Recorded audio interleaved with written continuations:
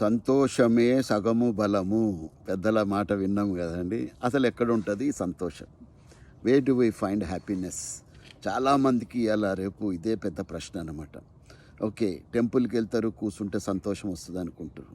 టెంపుల్కి వెళ్ళి కూర్చున్నంతసేపు, అది ఏదన్నా అవ్వచ్చు, టెంపుల్ కానీ ఏ ప్రార్థన మందిరమైనా అవ్వచ్చు, కూర్చున్నంతసేపు వాళ్ళ టెన్షన్ల గురించి ఆలోచిస్తారు, ఎవరి గురించో ఆలోచిస్తూ ఉంటాడు, ఎవరి మీదో ఏడుస్తూ ఉంటాడు. టెంపుల్లో కూర్చున్నా కూడా ఆయన బుద్ధి మారలే.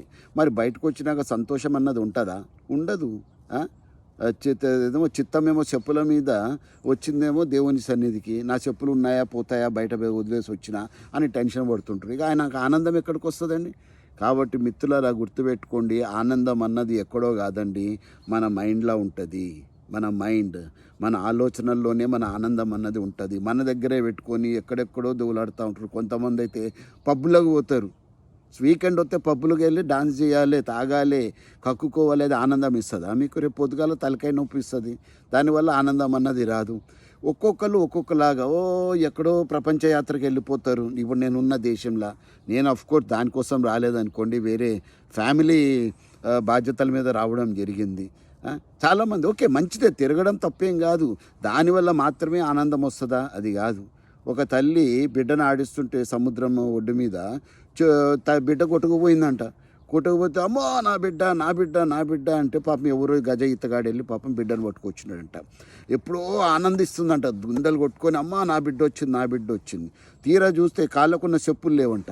అరే మొన్నే కొత్త చెప్పులు కొన్నాకు, చెప్పులు కొట్టుకుపోయినాయని ఏడుస్తూ ఉందంట. చూసింట బిడ్డ బతికిందన్న ఆనందం కాదు, చెప్పులు పోయినాయన్న దుఃఖం ఎక్కువైపోయింది ఆవిడకి.